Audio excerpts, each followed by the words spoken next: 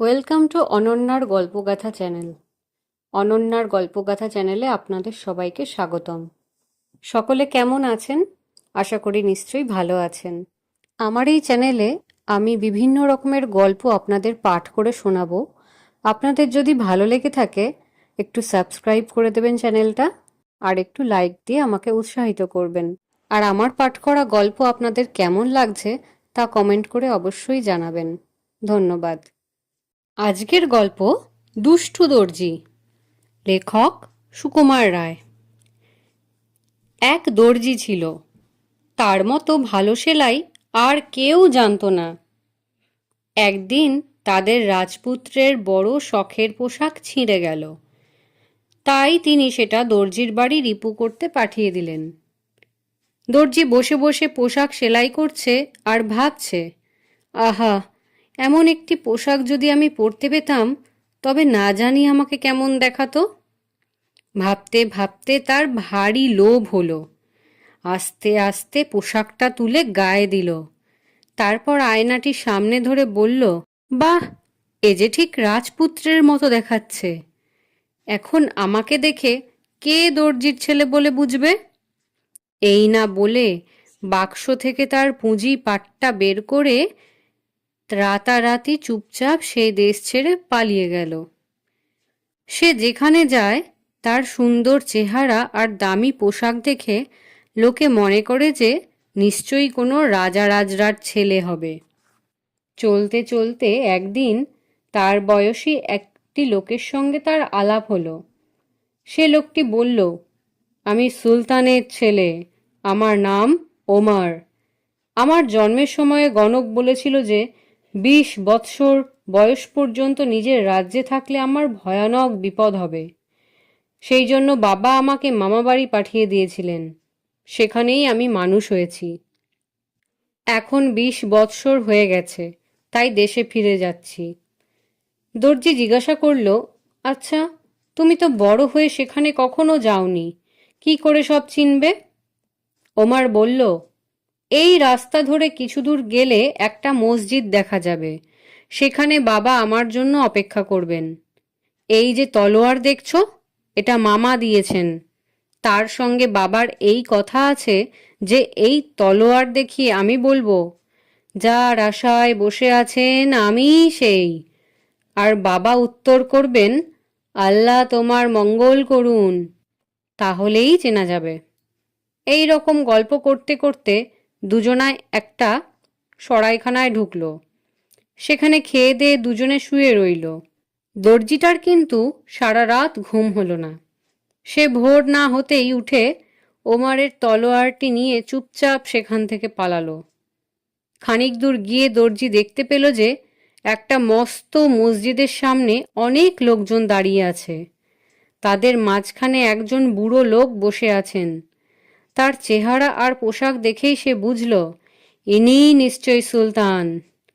সে সোজা গিয়ে তার পায়ের কাছে তলোয়ারটি রেখে সেলাম করে বলল, যার আশায় বসে আছেন আমি সেই। অমনি সুলতান তাকে বুকে জড়িয়ে ধরে বললেন, আল্লাহ তোমার মঙ্গল করুন। সঙ্গের লোকেরা তখন আনন্দে কোলাহল করতে করতে বাড়ি যাবার আয়োজন করতে লাগলো। এমন সময় ওমর হাঁপাতে হাঁপাতে সেইখানে এসে হাজির। সে চিৎকার করে বলল, ওর কথা শুনো না, ও একটা জোচ্চোর, আমি আসল সুলতানের ছেলে। দর্জি তাড়াতাড়ি বলে উঠল, আরে ওটা একটা দর্জির ছেলে, পাগল কি না তাই অমন যা তা বলে। সুলতান বললেন, পাকড়াও দেখি, ওটাকে পাগলা গারদে রেখে দেওয়া যাবে। বলতেই সুলতানের লোকেরা তাকে বন্দি করে ধরে ফেলল। সকলে বাড়ি পৌঁছতেই তো সুলতানা ছুটে এলেন, কিন্তু দর্জিকে দেখেই তিনি কাঁদো কাঁদো হয়ে বললেন, এ তো আমার ছেলে নয়, তার তো এরকম চেহারা ছিল না। সুলতান বললেন, আরে কচি ছেলের মুখ কি আর তেমনই থাকে, বড় হয়ে চেহারা বদলিয়ে গেছে।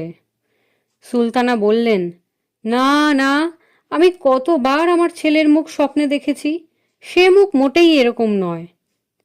এমন সময় ওমর হঠাৎ প্রহরীদের হাত ছাড়িয়ে এসে একেবারে সুলতানার পায়ে পড়ে বলল, আমিই আপনার ছেলে, ও লোকটা জোচ্চোর। তাকে দেখেই সুলতানা চেঁচিয়ে উঠলেন, ওগো, এই তো আমার ছেলে, একেই আমি স্বপ্নে দেখেছি। তখন সুলতানের ভারী রাগ হলো। তিনি ওমারকে ধরে তখনই পাগলাগারদে রাখতে হুকুম দিলেন। সুলতানা আর কি করেন, তিনি ঘরে বসে খাওয়া দাওয়া ছেড়ে রাত দিন কাঁদতে লাগলেন।